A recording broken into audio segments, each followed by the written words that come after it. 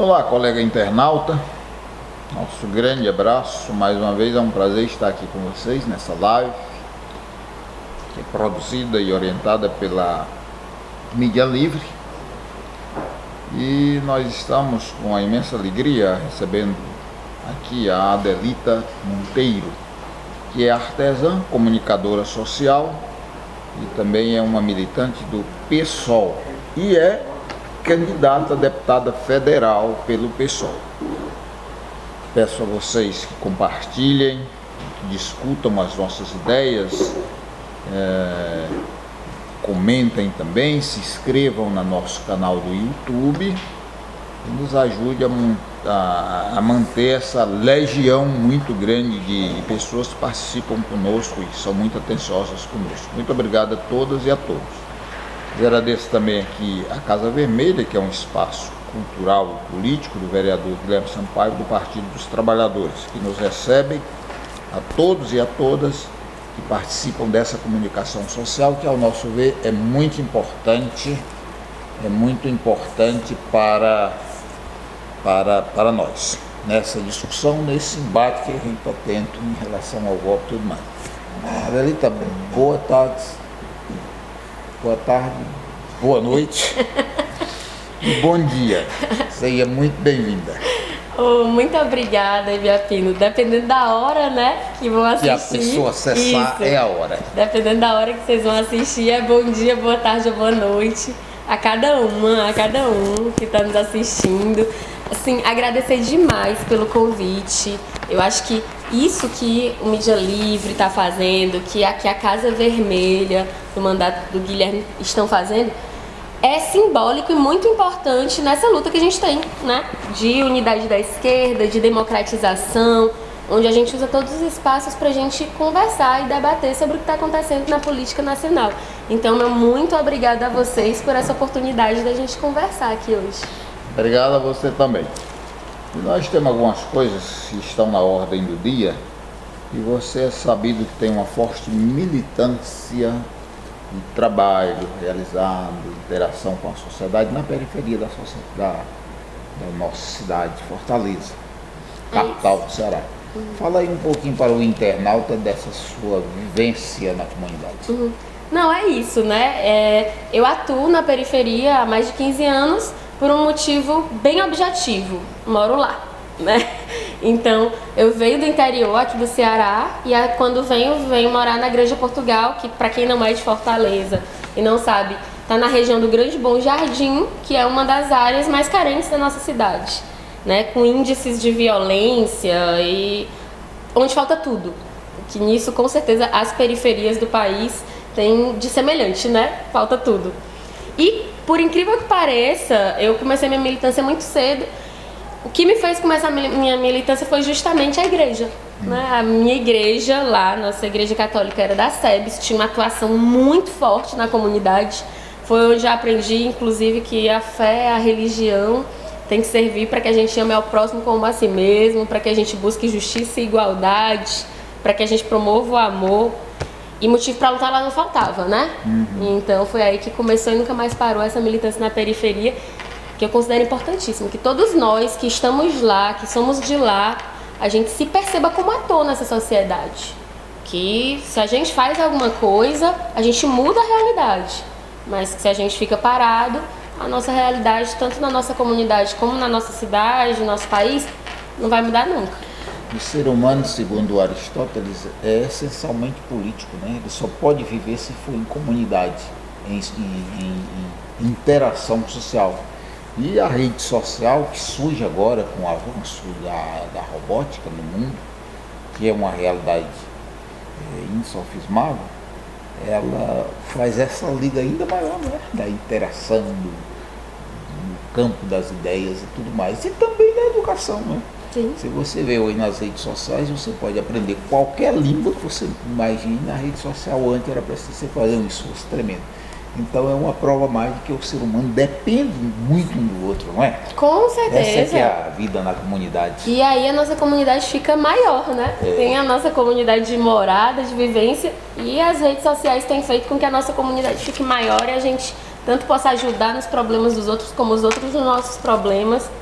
para a gente ser esse ser político que você falou. Quando os sociólogos, os filósofos e também os antropólogos batalham de forma muito intensa para conhecer o homem, a realidade, a vivência do homem, surge no nosso país, que é um país tão bom, inclusive o Chico Buarque de Holanda escreveu um livro, já faz bastante tempo que ele escreveu esse livro, que é O Homem Cordial. O Brasil é muito cordial. Depois outros intelectuais questionaram essa questão da cordialidade. Hoje nós estamos vendo um país que se assemelha a um país de covardes, pelo ataque à mulher, pelo ataque aos demais. O Brasil se mata muita gente.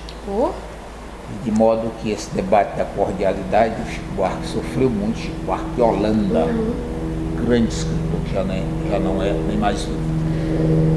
E esse debate que a gente faz, que a gente sempre diz que o Brasil é um país muito cordial, hoje está sofrendo violência, ataque a outra pessoa, pelo motivo da outra pessoa pensar, refletir ou pensar diferente.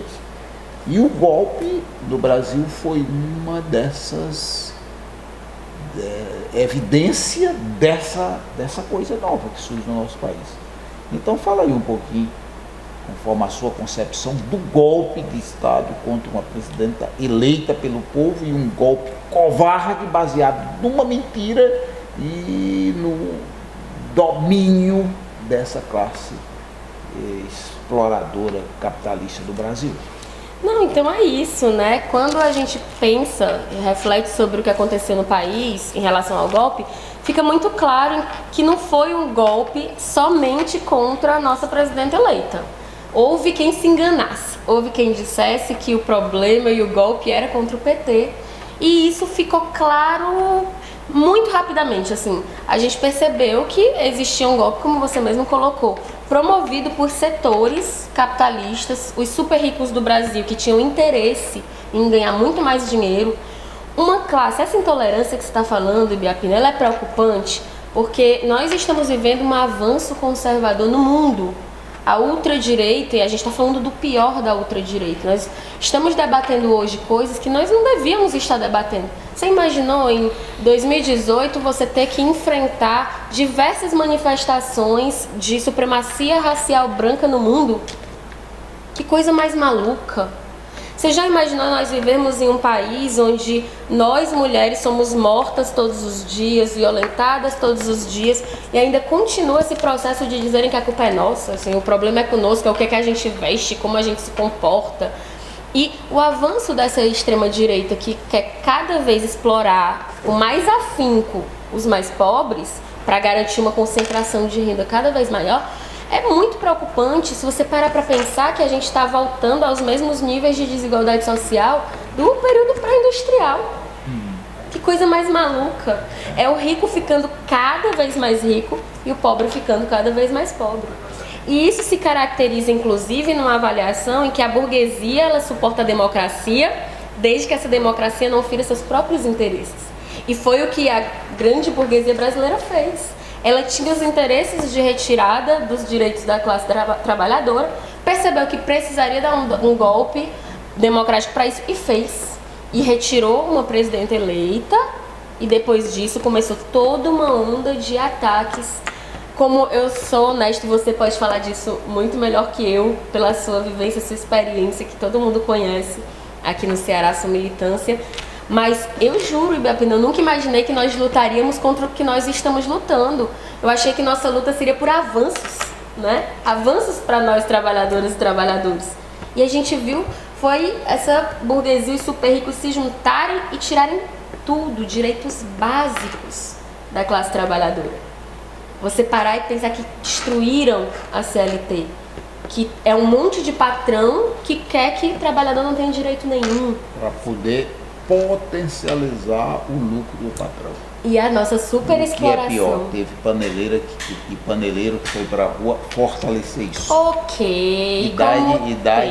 Idade média, né? E como teve. Agora eu vou dizer uma coisa. A Rede Globo, que faz um papel, né, de cumprir lá esse lamentável papel dela de tentar fortalecer, dizer que foi democrático, etc e tal. Quando eles mostravam as panelas batendo, perto da minha casa não tinha panela batendo. Assim, na periferia. Tava todo mundo olhando, eu brinco lá em casa que parecia Copa do Mundo. Nós chegamos, minha família estava toda reunida em volta da TV, vendo aquilo sem acreditar.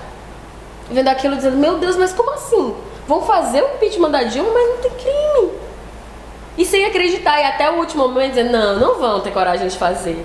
E eles tiveram coragem de fazer, mostraram o nível político que tem o Congresso Nacional, os interesses, quais são os interesses que defendem a atual formação do Congresso Nacional. E a gente percebeu que esse golpe veio, tirou a Dilma, sem crime nenhum, e depois saiu retirando desde os direitos dos trabalhadores até dinheiro da saúde e da educação por 20 anos. Olha a crueldade disso. O papel do Estado ele é fundamental porque, por exemplo, o município de Fortaleza tem 230 mil crianças da escola, todas bancadas pelo Estado, né? Pelo Estado brasileiro. O dinheiro vem daí, dinheiro para pagar a energia, para pagar o professor, para comprar o livro, para comprar a merenda escolar, vem do Estado. Eu imagino um Estado que não promova a educação, que esta seja privada. Como um desempregado, ou então um assalariado que ganha apenas R$1.000 por mês, pode educar 2, 3, 4 filhos. Então, desconhecer o papel e a importância do Estado é um estado de ignorância, é um estado pessoal, individual, de uma pessoa está oligofrênica mesmo, né? Sem saber nem que dia é hoje. Não, pra mim, por exemplo, eu fiz meu ensino médio, fiz movimento estudantil na escola pública, né? Secundarista na escola pública. E a situação do ensino público no Brasil precisa melhorar muito, muito. E o que eles fazem? Eles tiram dinheiro da educação. Assim como eles fazem a mesma coisa em relação à saúde. A lógica privatista que querem implementar, inclusive esses grandes conservadores da direita que dizem que é um problemão para o Brasil estatal, que tudo tem que ser privatizado, isso não serve para nós trabalhadoras e trabalhadores. Costumo dizer, olha, entenda uma coisa, em uma sociedade onde tudo é privatizado, nós pobres vamos ser privados de tudo. Nós não vamos ter acesso a nada. Se hoje já está como está, e aí a gente já está vendo níveis alarmantes, a saúde básica já sofrendo muito depois do golpe por conta desses cortes, a educação básica, e você também vê uma elite que não quer a gente na universidade, Biapino. Evidente. Que não quer, que ficou revoltado, porque os últimos governos... A elite quer o besta. Exato. Porque o besta é muito fácil de ser manipulado. Claro. O voto de um besta pode custar apenas 50 ou 100 tijolos. Exatamente. E o besta não vai questionar nada. Fica caladinho, não tem nem como questionar. Então, Por isso não ter escola é muito bom para a classe rica. É o grande plano deles. É o grande plano que faz com que a gente... O desespero deles é isso. Como assim? E aí eles... Olha, eu vejo como eu faço uma atuação nas redes sociais e no meu próprio bairro eu também vivo isso. Não é a primeira vez que eu sou candidata. E houve uma vez que eu fui candidata e que meus amigos fizeram um grande favor pra mim. Eles colaram um adesivozinho, aquelas praguinhas que a gente sai espalhando em todo canto. Eles colaram no ônibus que eu ia trabalhar. Rapaz, foi um mês de pesadelo, porque as pessoas não se conformavam. Era assim, elas sentavam, eu já sabia o que ia acontecer. Elas sentavam, elas olhavam pra mim, olhavam pra foto, né? Pra mim. Aí teve uma vez que eram duas moças, uma cutucou a outra e disse assim: É ela? Aí a outra disse: não, andando de ônibus. Então assim, pra eles é um pesadelo se você tem um nível de conhecimento. As pessoas não se veem nelas. Não, mas é porque a gente não é criado pra isso. pelo o que domina ela. A gente não é criado para isso. O que dizem pra gente? Quem é que tem que ser candidato? Quem é que tem que ser parlamentar? É o filho, sabe? É o cara representante da grande oligarquia. Não é o povo. E, inclusive, tem uma elite que nunca se conformou com o Lula presidente. É evidente. Como assim um operário? Como assim? Devia estar sendo nosso empregado. Exato. Não nosso presidente. Presidente? É. Então, esse conjunto de pessoas, esse conjunto de ideologias que nós temos que combater, foram, com certeza, assim, um ápice para colocar o golpe de Estado que o Brasil sofreu aqui quando tiraram a Dilma. E a gente precisa combater isso. A gente não pode ficar paradinho vendo para onde vai dar, não. Adelita, o PSDB, o MDB, o Solidariedade,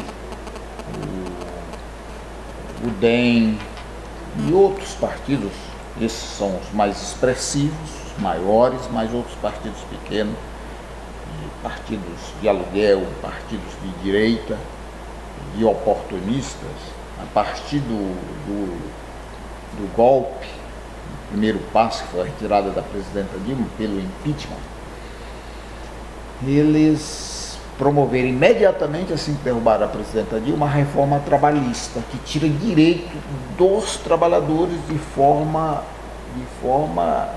geral. Fala um pouquinho dessa perda desses direitos, o que isso vai representar de ruim na vida das pessoas que trabalham todo dia produzindo as riquezas desse país.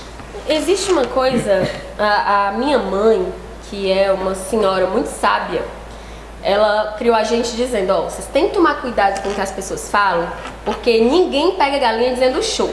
Então a gente viu esses partidos que, olha, você só citou os bons, né? Não tem um que se aproveite aí. E esses partidos ficaram dizendo que eles tinham que reformar, essa reforma tinha que ser feita porque era modernização, né? Que precisava modernizar a CLT e chamando isso de reforma, mas nem reforma é, né, Ibiapina? Se você parar pra pensar, quando a gente vai reformar o banheiro da nossa casa, a gente reforma pra quê? Pra melhorar. É verdade. Se você arranca a pia e o vaso, você não reformou, você destruiu. E foi o que eles fizeram, eles destroem os direitos dos trabalhadores e enganam as pessoas dizendo que vai ser muito bom. Isso já se desmistificou. Eles diziam que ia gerar emprego, eles diziam que seria muito bom para a classe trabalhadora. É verdade. Essa mentira já está completamente desmistificada. Não gerou emprego e precarizou os empregos que tinha.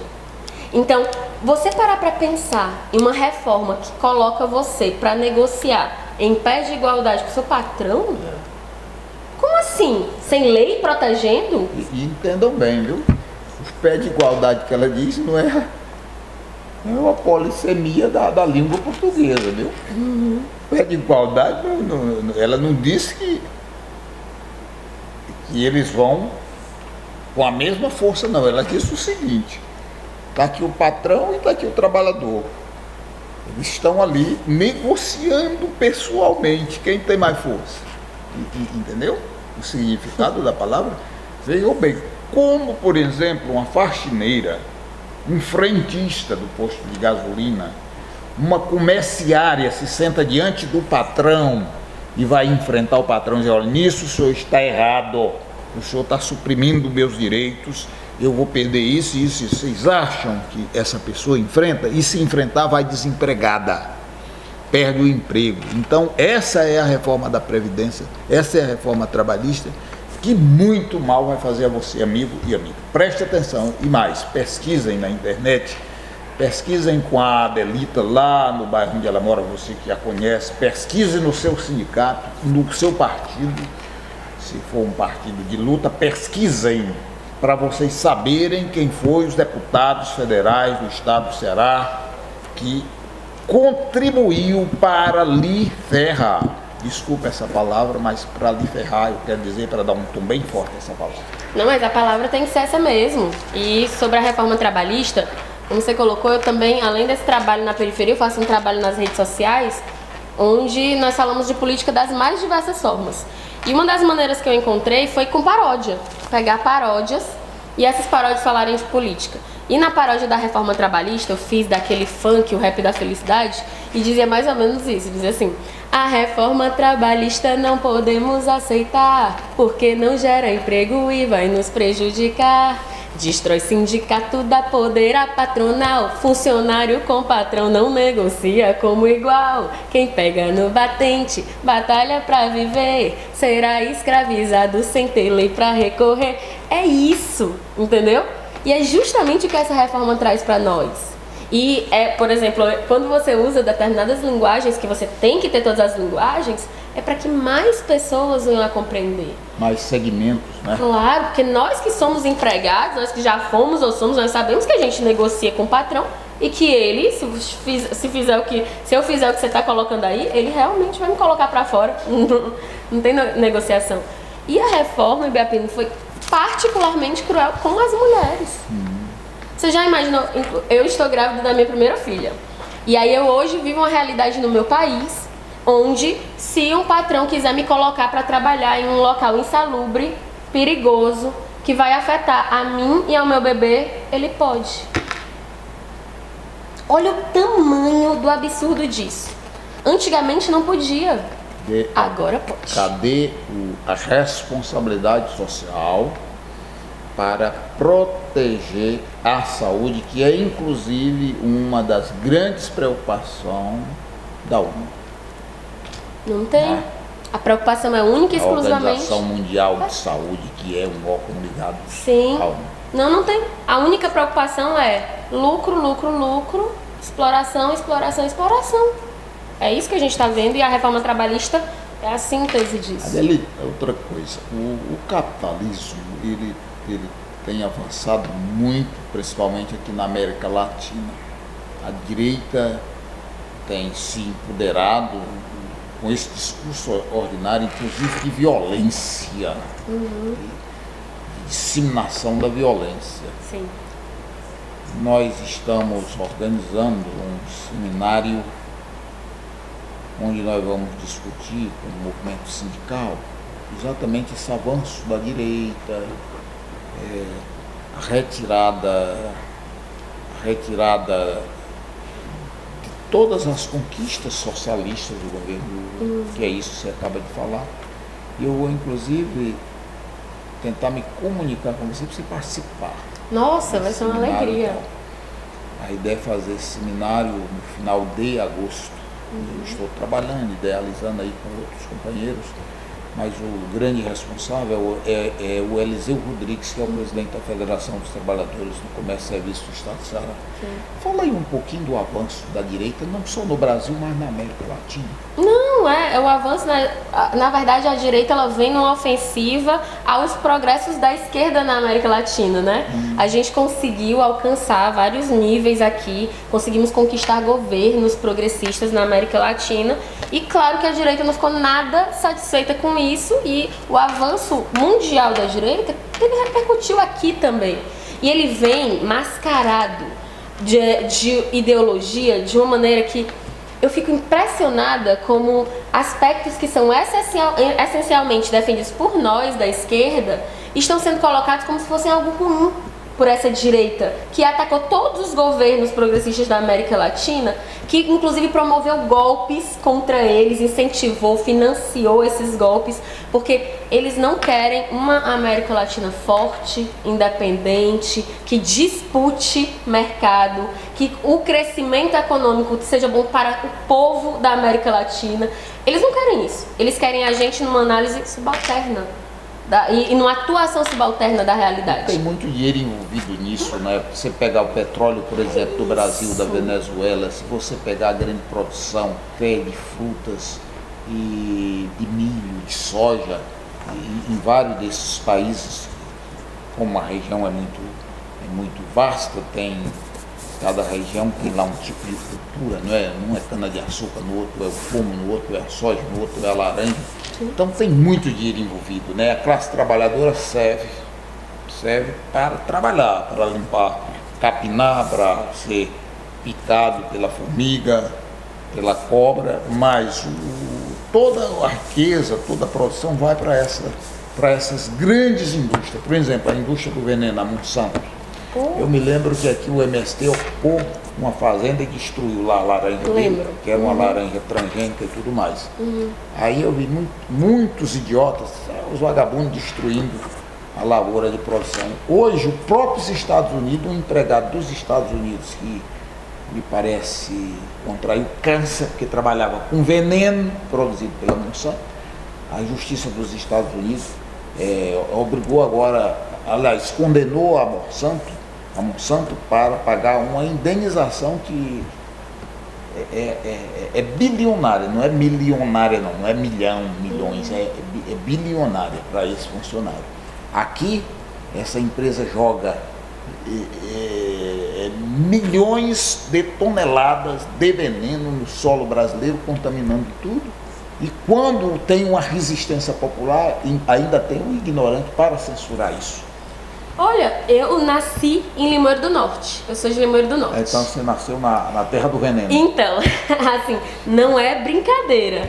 Lá, uma grande multinacional se instalou. Pode citar o nome. Pois é a Del Monte, né? A Del Monte foi lá, se instalou, jogou veneno de tudo quanto era jeito. Todos os venenos que eram proibidos na Europa, ela foi lá, jogou nas terras e nas águas de Limoeiro do Norte. Quando a gente começou a luta contra isso, que nós questionávamos, eu já estava morando aqui em Fortaleza, mas tinha muito contato com o pessoal de Limoeiro, e a gente fazia essa batalha por lá. Sabe o que a população dizia? Porque nós também somos muito enganados. A população estava feliz com a chegada da empresa. Porque dizia assim, olha, é uma multinacional, e essa multinacional vai trazer emprego. E o que a gente reclamava era, poxa, mas não é justo. Não é justo por quê? Por que o pequeno agricultor nunca recebeu os incentivos que essa grande multinacional está recebendo do governo? Por que quando a multinacional constrói estrada, financia uma irrigação? E por que quando o pequeno agricultor não acontece? Gerou muito emprego, Biapino, na região, e as pessoas ficaram muito felizes dizendo que nós éramos malucos. Nossa, ficou lá por alguns anos, gerou emprego, quebrou todos os pequenos agricultores do entorno, usou tudo quanto era veneno proibido, saiu de lá e deixou de herança o câncer para a população de Limoeiro do Norte. Hoje eu li, não faz nem 15 dias que eu li no jornal, 35% de mais má formação genética nas crianças da cidade que no restante do país. Comprovado, não é suposição, comprovado por estudo. 35% de mais crianças com má formação fetal. Muito maior o índice de câncer na cidade do que no restante do país. E essa empresa não está sendo responsabilizada por isso. E o que a gente vê é esse governo golpista aprovando a PEC do veneno, que vai fazer exatamente isso com a gente. Porque o compromisso é com quem? As grandes indústrias produtoras de veneno. Porque a história que você colocou aqui, o petróleo não é para os royalties do petróleo virem para a gente, para a saúde, educação, segurança, moradia. Não, tem que ir para a Shell. Então tem que vender 70% do nosso petróleo. E essa é a lógica desse pessoal. E é essa lógica que a gente precisa combater. E nós que somos trabalhadores, a gente tem que se alertar em relação a isso. E ficar dizendo, não, tem que privatizar tudo. Não, a gente tem que fazer com que as estatais funcionem da forma como elas têm que funcionar. E esse dinheiro, esse lucro, que tanto as estatais de petróleo, a gente viu que absurdo que estão querendo fazer aí, a Boeing está querendo fazer com a gente, de pegar a melhor fatia de toda a tecnologia aeronáutica que a gente produziu, o mais lucrativo, eles querem comprar a parte mais lucrativa da Embraer e o brasileiro fica sem nada, mais de 100 anos de investimento em pesquisa. A gente vai deixar? Tem gente que pensa que não tem nada a ver com isso, só tem a ver com a rua onde a gente mora, com a saúde que a gente tem, com a educação que a gente tem. E nós precisamos ficar ligados, porque se a gente não fica, meu amigo, eles passam a perna e é o que eles estão fazendo. Só para fazer raiva aqui a produção do Mídia Livre, vou lhe contar a historinha. Eita! Um senhor estava viajando e chegou na beira de uma lagoa, tinha um jacaré e a lagoa estava seca e o jacarezinho novo estava quase morrendo. Sim. Ele pegou o bichinho no braço, levou, encontrou um rio que tinha bastante, um pouco de água e botou o jacarezinho lá e foi a viagem. Ao voltar, alguns anos depois, estava no período do inverno e o rio estava muito cheio. Isso é uma fábula, né? Quando animal fala, é fábula, né? Aí o homem ficou ali, mas como é que eu vou passar agora? Eu preciso voltar e tal. Aí aparece um jacaré. Você está lembrado que você me salvou quando eu estava lá naquela lagoa seca? Tô. Pois agora eu vou retribuir. Eu vou passar você para o outro lado. Monte aqui no meu lombo. E começou a nadar. Quando começou a nadar, ele disse: agora eu vou lhe comer. Aí eu, mas rapaz, eu me fiz o bem. Aí o jacaré barrou bem se paga com o mal. Meu Deus. Aí articular e disse: bom, o jacaré, eu vou lhe dar uma chance. Nós vamos fazer 3 perguntas. Se o perguntado responder favorável a você, você está livre. Se não, você está condenado. Aí nadou, chegou lá na beirada do rio, já do outro lado. Já do outro lado. Aí tinha lá um cavalo. Aí o homem montado no jacaré perguntou: cavalo velho, o bem se paga com o mal ou com o bem? Aí o cavalo velho: com o mal. Aí o jacaré: olha, um voto para mim. Voltou pro leito do rio, começou a nadar, mas na frente estava uma raposa, aí encostada. Aí o cara perguntou: raposinha, o bem se paga com o bem ou com o mal? Aí a raposa: com o mal. 2 votos, só tem um para você. Nadaram, mas em frente um macaco. Aí encostou na beira do rio de novo, do outro lado. Aí: macaco, velho, o bem se paga com o mal ou com o bem? O macaco ficou calado 3 vezes. Aí em seguida o macaco se irritou na 4ª vez e disse: pula daí, imbecil, tu tá na beira do rio, pula e se salva, por que tu tem que estar perguntando? Então as pessoas precisam refletir para não serem enganadas. O cara chega, vai dar emprego. Que emprego? Primeiro não dá, ela precisa da sua mão de obra, porque sem a sua mão de obra ela não produz. E nesse aspecto eu quero parabenizar aqui a professora Raquel Goto, com o grupo Trama, né? Aqui da Universidade Federal do Ceará, que fez um extraordinário trabalho e produziu 2 extraordinários livros sobre o meio ambiente, sobre essa questão do limoeiro do norte. Fez uma atuação fabulosa. Vamos em frente. Nós temos hoje um processo de eleição muito importante no país, e que nós vamos decidir os rumos do nosso país, com os nossos deputados federais, estaduais, senadores e também presidente da República e governadores. Tem um candidato de direita, que é o Bolsonaro, cujo objeto da sua campanha é a morte. Não propõe nada para a educação, odeia a mulher, odeia negro e também homossexual e minorias, e índio também. E a sua base de discussão é a morte e a violência.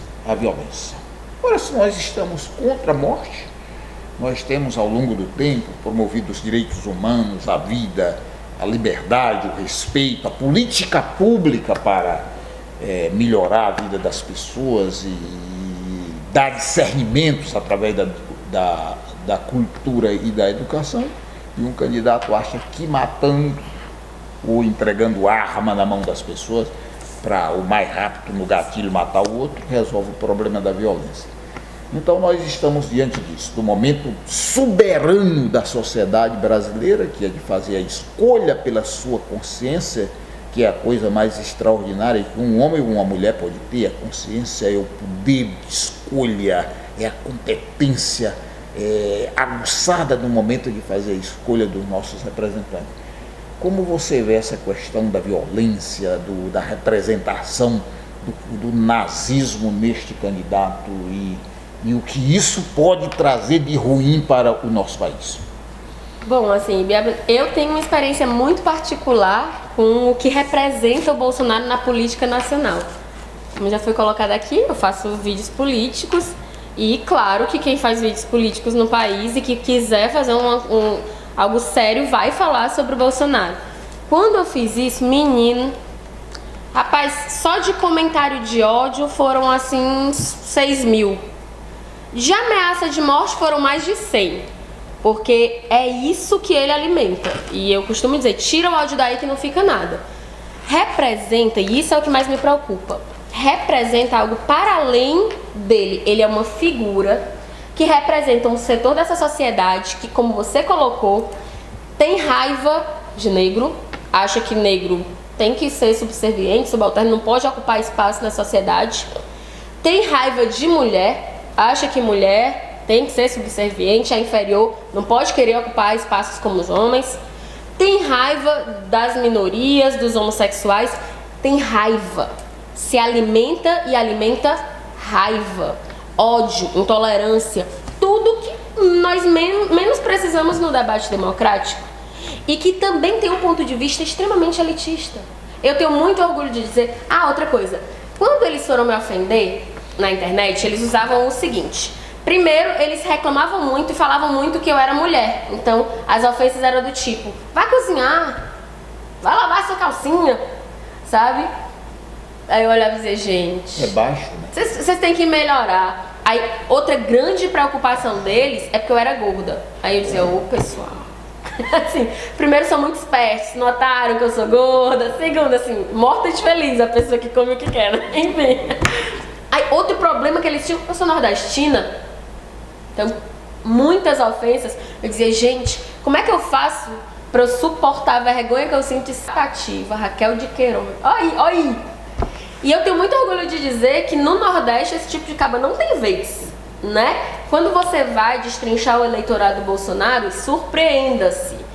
Tem uma escolaridade mais alta, né? Impressionante isso, porque as pessoas costumam dizer, mas são pessoas de escolaridade mais alta. Homens, predominantemente homens, e que bom que ele tem dificuldade de conseguir adeptas mulheres, porque não faz sentido para nós mulheres a gente aderir ao discurso de um homem que ele disse, ninguém contou, tá lá no programa que ele foi na Luciana Gimenez, eu não pagaria o mesmo salário para a mulher porque ela engravida, tem que pagar menos porque dá prejuízo, nós geramos a vida e temos que ganhar menos, né? Um homem que abre a boca e diz, eu tive 4 filhos, na quinta deu uma fraquejada, nasceu uma mulher. O sujeito é tão ignorante que, por exemplo, em um ato de uma relação sexual, independe da minha fortaleza ou da minha fraqueza ou da minha vontade.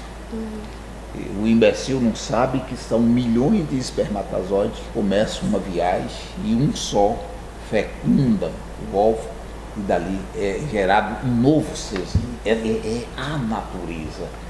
Por exemplo, nas plantas, uma abelhinha pousa em várias flores e vai levando o pólen e vai fertilizando a outra florzinha. Quer dizer, uma coisa da natureza é uma coisa especial, sublime, soberana, que a gente compreende cientificamente, mas não compreende na essência. Aí o cara, eu fraquejei. Aí nasceu uma mulher. Que homem é esse, meu Deus? E mais, a mulher é tão importante que ela é capaz de gerar vida. Segundo, eu vou fazer aqui um comentário a esse respeito do vai cozinhar ou vai lavar roupa. Esse imbecil, ele não compreende a amplitude das relações de trabalho. Você, vamos dizer que é casada, tem seu marido e inclusive está grávida.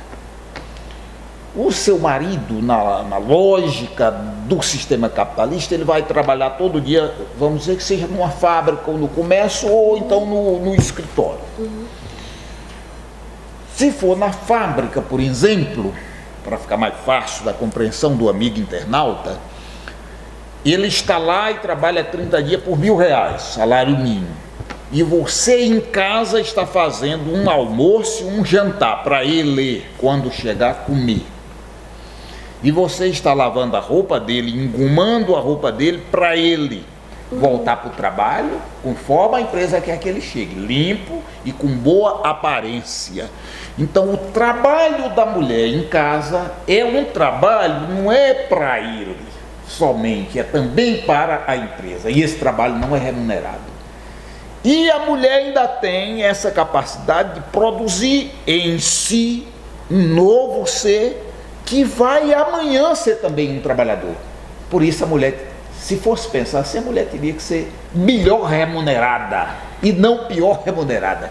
Que sujeito nojento! Será que alguma mulher, sabendo que ela vai nesse governo ter o seu salário menor porque ela, ou Deus ou a natureza ou qualquer coisa deu a faculdade dela reproduzir a vida? Será? É isso, Biapina, assim, a lógica de homens como o Bolsonaro, que é justamente essa, eu me percebi feminista, a primeira vez que eu me percebi feminista é porque eu era muito menina e meu pai é motorista, minha mãe foi dona de casa a vida toda, e eu não entendia quando a minha mãe dizia que não trabalhava.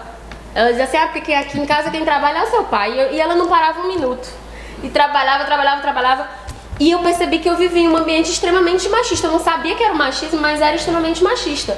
Onde o trabalho doméstico, que tanto pode ser feito pela mulher quanto o homem, independe, qualquer um tem capacidade de fazer, esse trabalho doméstico, no capitalismo, ele não é valorizado porque ele não é remunerado. E no capitalismo, eles estabelecem isso.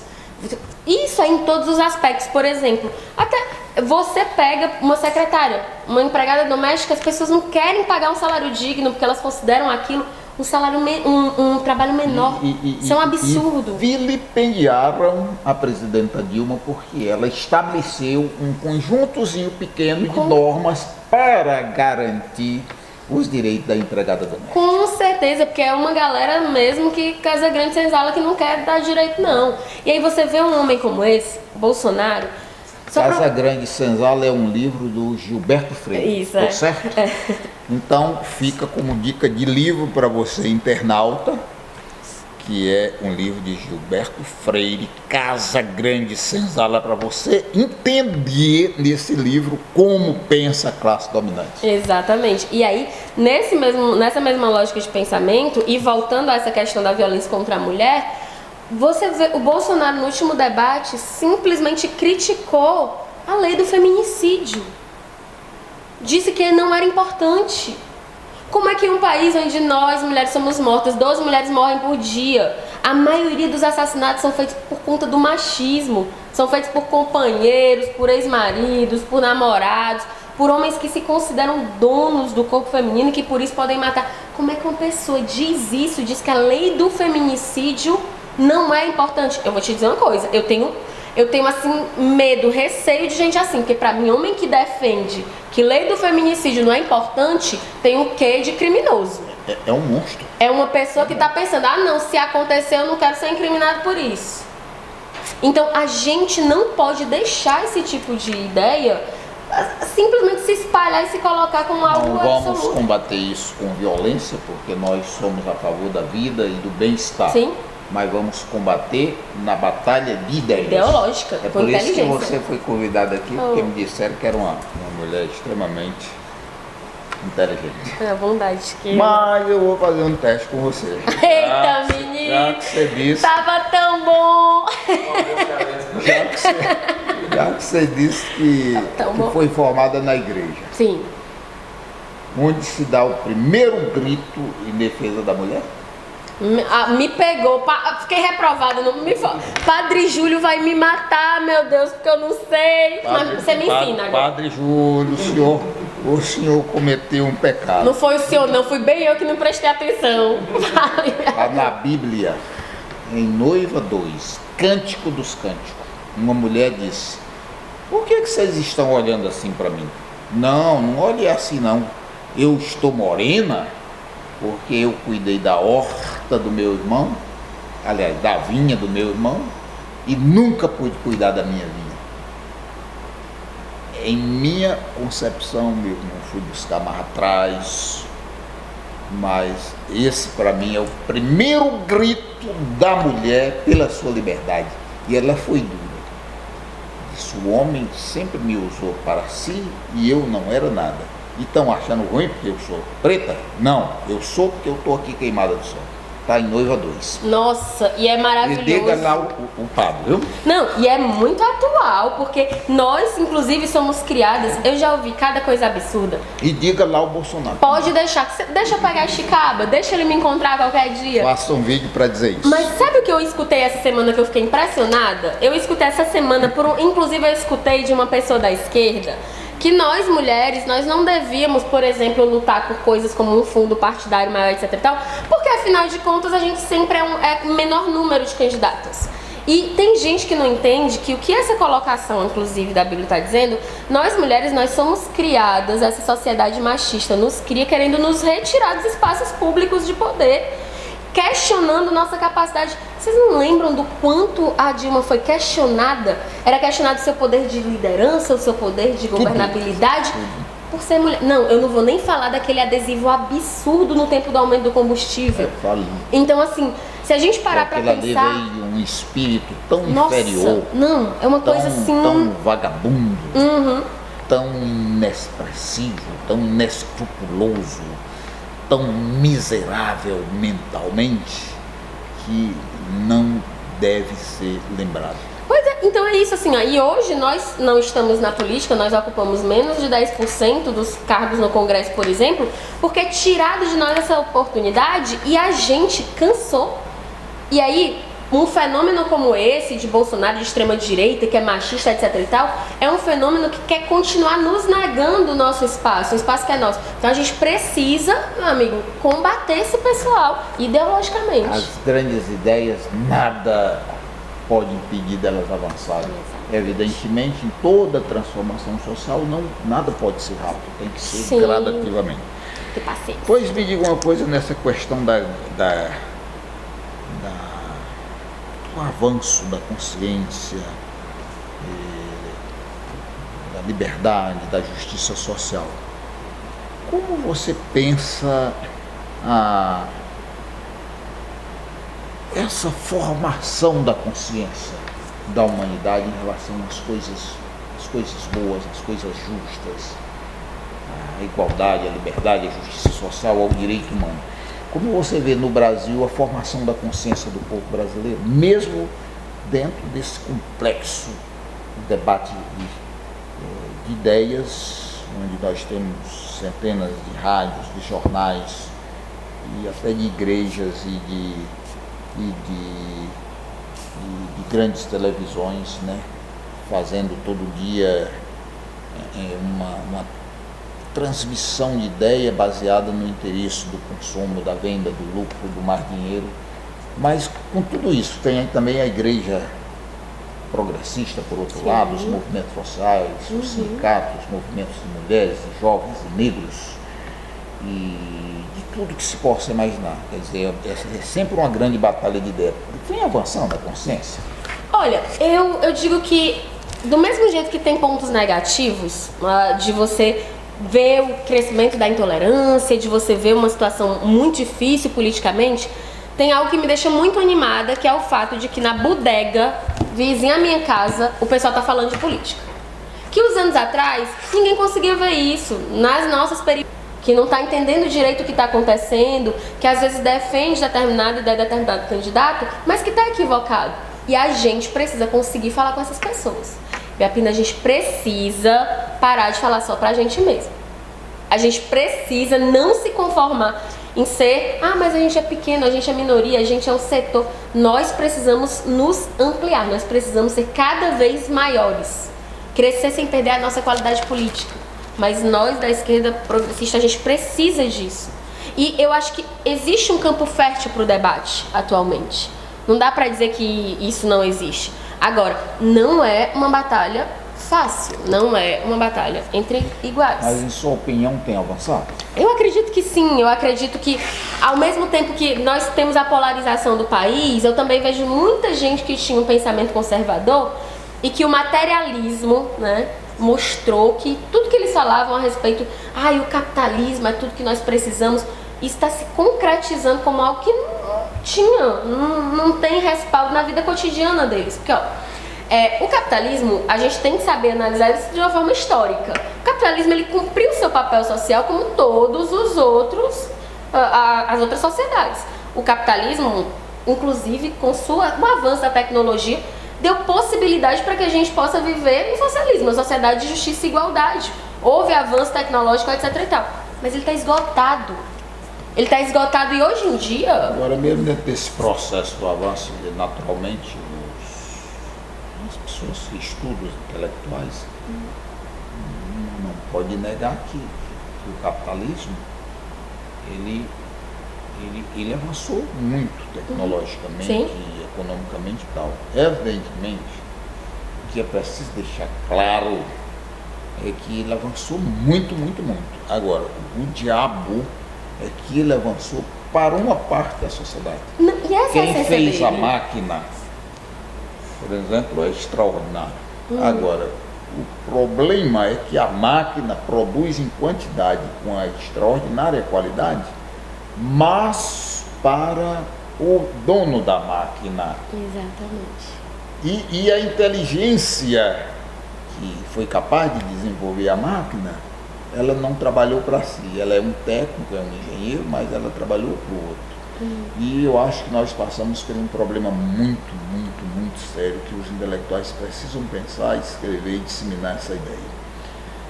A possibilidade de emprego é muito difícil, porque o robô e a máquina tomou esse emprego. Então, podem contar como certo que o desemprego será o grande e eterno companheiro da classe trabalhadora mundial. E que isso, em minha opinião, vai gerar nos próximos 50 anos uma convulsão mundial de grandes proporções, porque a humanidade não aguentará, pela sua própria natureza, viver sem ter de onde tirar um real para garantir a sua subsistência mínima, pelo menos.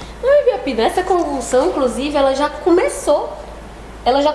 Hoje você vê assim, máquinas substituindo milhares de trabalhadoras e trabalhadores. E aí esses trabalhadores e trabalhadoras são jogados na miséria, no lupesinato. Exatamente. Agora, isso daí tem que nos mostrar a necessidade da gente avançar em relação à sociedade. O capitalismo está esgotado e ele não tem mais o que nos oferecer nesse aspecto. O aspecto do desemprego com certeza está sendo e vai ser cada vez mais crescente. A desigualdade social está cada vez mais crescente.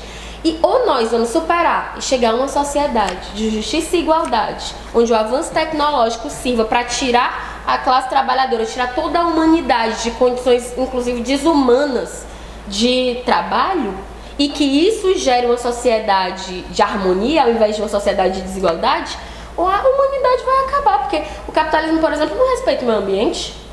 Você sabe que o Aristóteles, no ano 384 a.C., já disse que era muito natural a revolução, em virtude de ter uma grande parte da sociedade que trabalhava muito e ganhava pouco, e uma pequena parte da sociedade que ganhava muito e trabalhava pouco.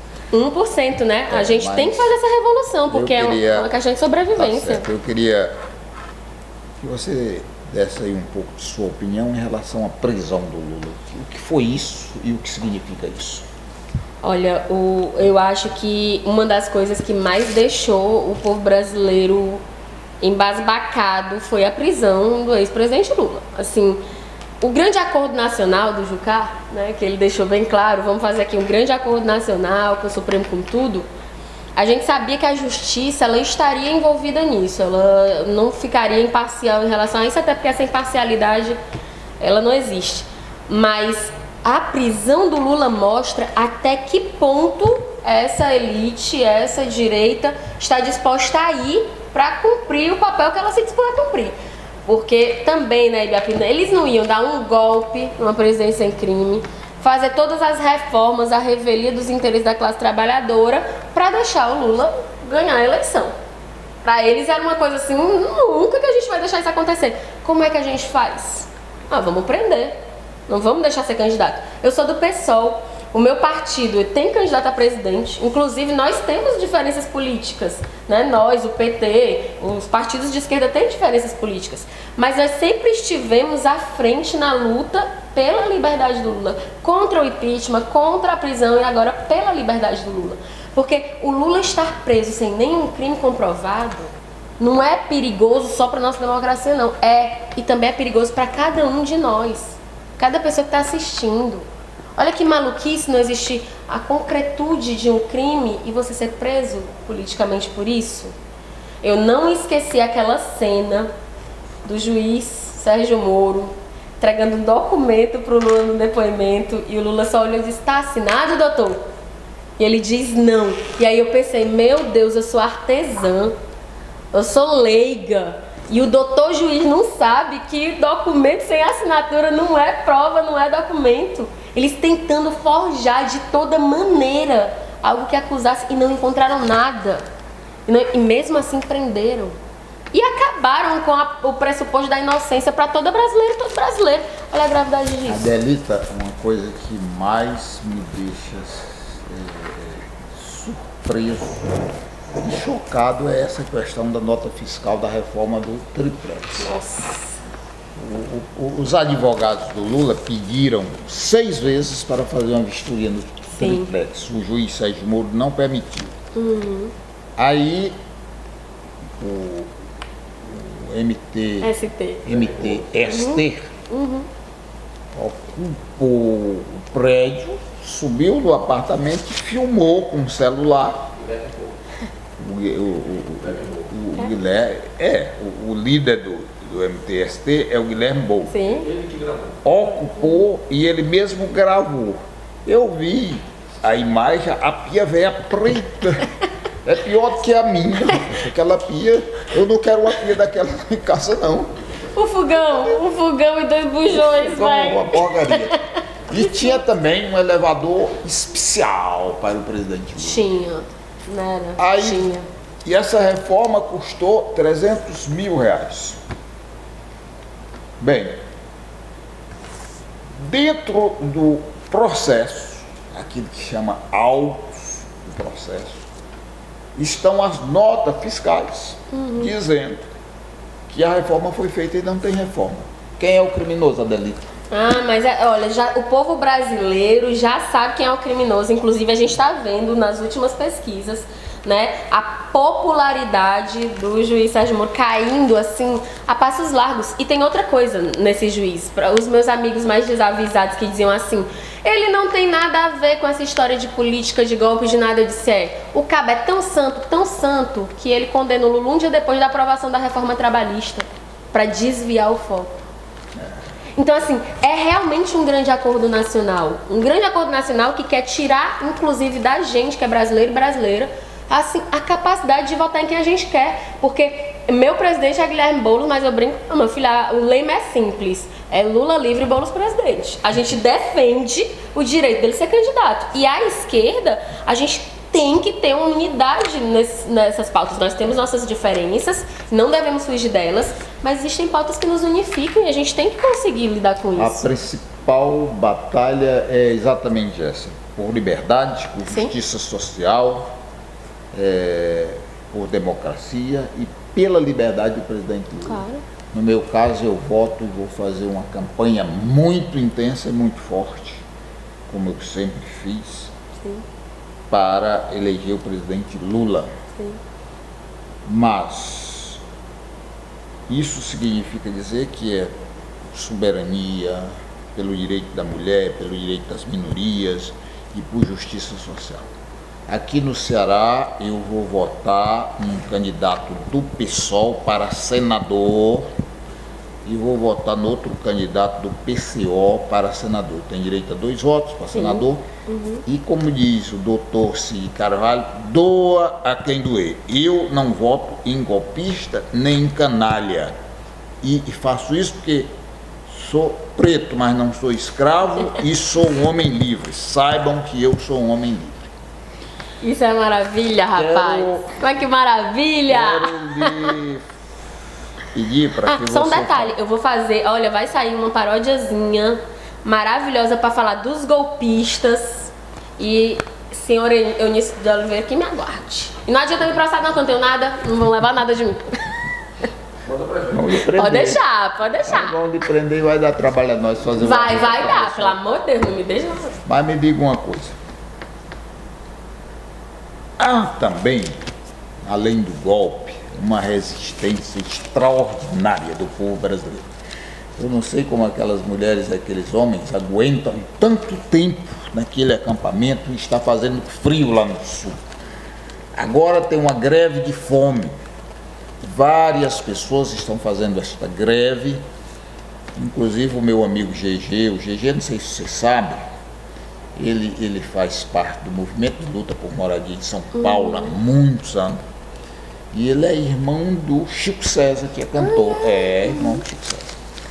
E está tendo essa greve de fome. Me fala um pouco do seu ponto de vista. A resistência do povo brasileiro, dos partidos, o PCO, o PSOL, o PCdoB, vários outros partidos no Brasil têm sido solidários e têm ajudado nisso. E a Marielle? Sim. Não, olha só, toda essa resistência existe. E eu acredito que na hora que dá vontade de desistir, que a gente fica meio desesperado, vendo tanta injustiça, tanto absurdo no país, a gente também precisa ver que não é verdade que essa galera que tá aí, que deu esse golpe, eles não estão fazendo tudo a revelia, ninguém tá fazendo nada contra. Nós estamos resistindo. E essa resistência está chegando à população brasileira. A população brasileira, a maior parte dela, sabe que o Lula é preso político, que é uma perseguição política, que não existem crimes concretos, não existem provas concretas contra ele. Todo mundo sabe disso. E isso também é consequência da resistência que está acontecendo. É por isso que é importante que ela permaneça, né? E tem permanecido. Eles achavam que não ia acontecer nada. Eles achavam que iam fazer isso, ficar por isso mesmo, que talvez tivesse uma semana de zoada e depois tudo voltou ao normal. Nada está se normalizando. Nada está se normalizando. E eu acredito que vão se intensificar as batalhas que a gente tem, inclusive a batalha eleitoral. Aqui, como o nosso maravilhoso Daniel estava lembrando, né? Os golpes que nós temos recebido são golpes muito duros, né? Sendo do pessoal, claro que a questão da Marielle é algo que me afeta profundamente, até porque eu a conheci, tinha contato com ela, porque nós somos mulheres de periferia que fazemos movimento e foi assim que a gente se conheceu no PSOL nacionalmente. E quando fazem o que fazem com a gente, hoje a gente está vendo quem fez, né? Você vê o alto escalão do MDB envolvido no crime da Marielle. Não é brincadeira. Não é política o que essa galera faz, o que essa galera do MDB, do PSDB, do Solidariedade, do PR, o que esse pessoal faz não é política, é crime. E chegando, inclusive, está sendo mostrado, e se essas investigações forem adiante, se permitirem que elas tenham condições de irem adiante, elas vão mostrar que é crime em todos os aspectos, sabe? Inclusive no concreto, no de matar, prender, destruir quem fez seria bom diferente. Fazer um dia de luta para cobrar a apuração desse crime muito bárbaro. E quem sabe, por exemplo, em cada estado, na praça importante, a gente juntar, pelo menos a esquerda, não precisa ser muita gente, em cada estado se colocar na praça uma cruz. Aqui é uma boa ideia. Aqui jaz a companheira Marielle e essa cruz representa uma ligação entre o passado e o presente. Eu acho que é importante para que tudo isso sirva de cobrança para que essas autoridades incompetentes, que são muito ágeis na hora de fazer injustiça e muito lentas na hora de fazer injustiça. Eu acho que isso é importantíssimo e já foram feitas muitas manifestações e muitas outras têm que ser feitas, porque se eles acharam que eles iam calar a Marielle, eles se enganaram nesse aspecto, porque infelizmente, né, o corpo dela não está mais entre nós, mas a nossa única alternativa é lutar cada vez mais, lutar cada dia mais para que não tenha sido em vão. Então, todo tipo de injustiça que acontece nesse país e o absurdo que a gente está vivendo, que é isso, é de um setor querer silenciar um outro setor através da bala, da morte, tirando a vida da Marielle e do Anderson, tudo isso tem que servir como um sinal de alerta para nós, né? Para que a gente lute cada vez com mais afinco, para que a gente não desista, para que a gente não desista das pessoas que querem desistir, porque a Barra Amarela não tá para peixe não, viu? E a gente tem que nadar. Inclusive, evitar que outros crimes aconteçam, não é? Como já acontecem, né? Mas são dezenas, exatamente, uma tem que parar. velocidade maior. A gente não pode ser o país que mais mata pessoas dos direitos humanos, não. Isso é um absurdo. A eleição é um processo revolucionário. Pode ser. No sentido de se sair do absolutismo, onde o rei tem direito à vida e à morte, Sim. e trazer a participação de cada indivíduo na escolha do seu representante. Então vem de novo o diverso significado da palavra revolução nesse sentido. Nos tirou do absolutismo e nos colocou uma possibilidade de ter participação de todas as pessoas dentro desse processo. O que significa a eleição no Brasil? Como você vê esse processo que nós estamos vivenciando agora? Assim, Ibiapina, a eleição desse ano não é qualquer processo. Assim, a gente está falando de um momento delicadíssimo do país. Nós estamos falando de direitos básicos que estão sendo ameaçados. Tá simples. Assim, se a gente eleger o mesmo tipo de congresso que nós temos hoje, com a maioria no congresso que nós temos hoje, dê adeus à sua aposentadoria. Assim, mantém-se todas as maldades que esse governo fez, todo privilégio que existe nesse país e amplia-se cada maldade, cada privilégio. Então, é hora de dar o troco. Tava pior. Olha, pense bem aqui. Há 2 anos atrás, nós vivemos esse golpe e ficamos olhando eles destruírem todos os nossos direitos, tirarem dinheiro da saúde, da educação, fazerem tudo. Agora, tá na hora da gente mostrar que o povo tem capacidade de ter participação popular real nesse processo eleitoral. Só que a gente vai ter que vencer algumas barreiras, né? Uma das barreiras que a gente precisa vencer é a descrença, a desesperança. Tá todo mundo com raiva, todo mundo dizendo que não vai para casa votar, só que não é por aí. Ou não vai ficar em casa, não vai votar, não vai para a urna votar. Gente, ficar em casa reclamando não vai ajudar a gente. É o contrário. Se eles têm o poder do dinheiro que eles têm aí, poder do dinheiro, querendo tempo de TV, etc e tal, nós vamos ter que usar o poder que a gente tem. Nós temos que ser cabos eleitorais contra os golpistas. E cabos eleitorais a favor de quem quer chegar lá para lutar pelos nossos direitos. Essa é a obrigação de cada cidadão e cada cidadão desse país. Porque se a gente quiser mudar esse quadro, nessa eleição está na nossa mão. E nós que somos progressistas, nós temos que transformar toda a nossa atuação social, que sempre esteve muito além de eleição. A gente não faz luta por eleição, a gente faz luta todo dia. E a gente precisa transformar isso em campanha eleitoral. A eleição é também um meio, não é? Claro. Um meio, é um espaço. Claro. É um espaço. Claro. A associação de orador é um espaço, Claro. o sindicato é um espaço, a eleição é um espaço. Porque, por exemplo, aqui no Ceará tem 3 senadores. Zé Pimentel, um trabalhador bancário. Sim. Aí Eunício Oliveira, um empresário, e Tasso, um empresário. Os 2, Eunício e Tasso, são golpistas. Votaram para derrubar a presidenta Dilma e não só derrubar, desrespeitá-la, desmoralizá-la. Os 2 votaram pelo congelamento dos recursos da educação do seu filho, da sua filhinha, desenvolvimento, saúde, etc, etc, etc. Os 2 votaram pela reforma trabalhista e os 2 são absolutamente a favor da reforma da Previdência Social. Sim. Que a mulher vai se aposentar com 65 anos e o homem também com 65 anos. Então, irmãozinho, você que vai ficar na sua casa, tudo bem. É uma escolha sua. Mas independente do seu voto, você vai ter um senador eleito. No caso será 2 senadores, no caso será alguém que vai governar esse estado, no caso do Brasil, alguém vai governar o Brasil, independente do seu voto. Se você for lá e votar, alguém se elege. Se você não for, alguém vai e essas pessoas serão eleitas. Entenda que a política é uma ciência social. Entenda que a culpa dos problemas que existe no caso do Brasil não é da política, mas dos interesses dos grupos. Então o seu voto é muito importante. Ou você não quer, você queria que fosse um rei, Nasceu o meu filho, pronto, esse cara vai ser o rei. E o meu neto, o primeiro que nascer também já é o futuro rei. É isso que você quer? É uma escolha natural? Ou é uma escolha social onde as pessoas participam disso? Entendam isso. Adelita, a mulher participou pouco na vida econômica, na vida política, na vida científica das nações. Mas hoje esse nível de participação da mulher cresceu bastante. Como você vê isso e como ele vai se manifestar agora nessa eleição?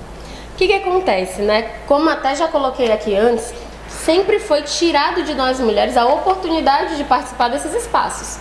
Sempre foi questionada a nossa capacidade, a nossa liberdade foi privada em todos os sentidos. Nós somos tolhidas para que não pudéssemos participar desses espaços. Isso tem mudado, inclusive, pela luta das mulheres. Nós mulheres temos lutado há décadas por espaço na sociedade e temos conquistado muito. Só que ainda tem coisa demais para conquistar.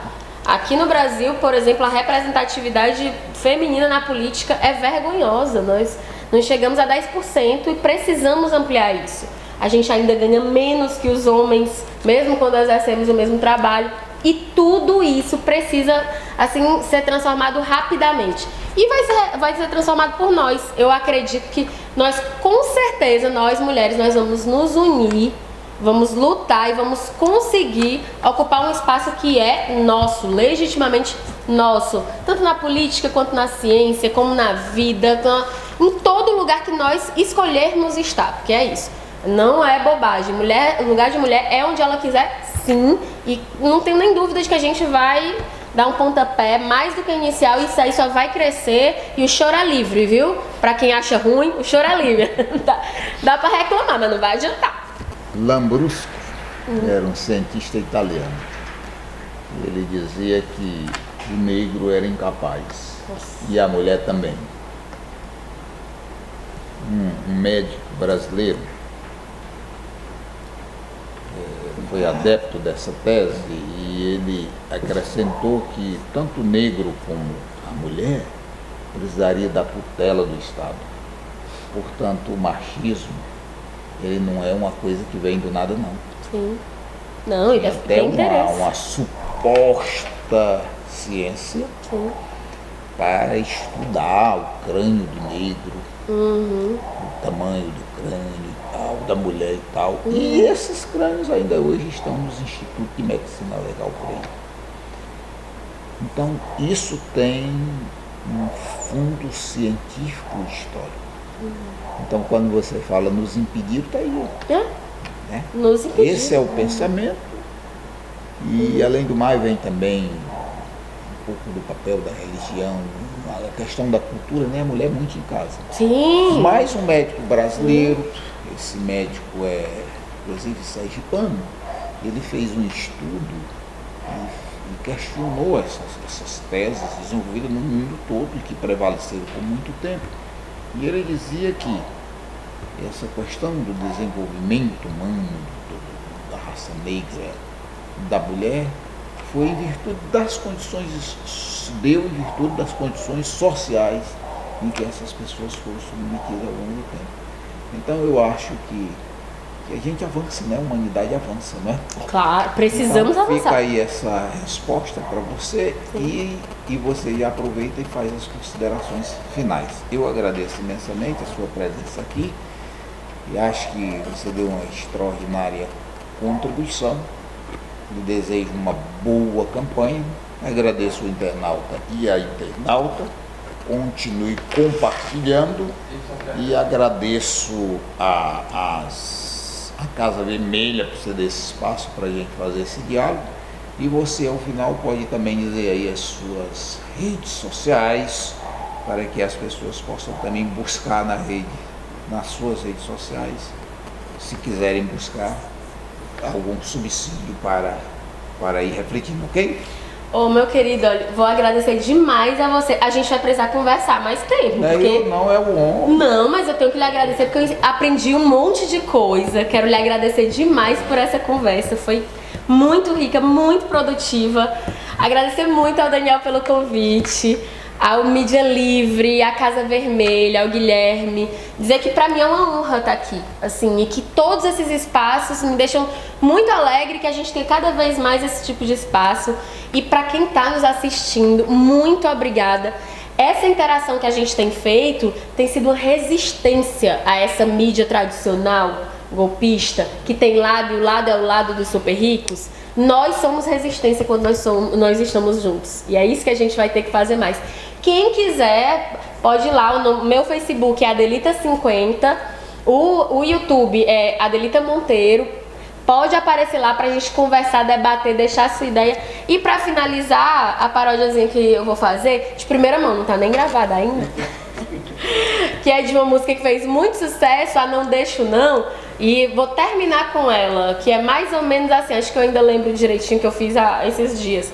E ela diz mais ou menos assim: agora é eleição e quem votou contra o povão, elejo não, elejo não.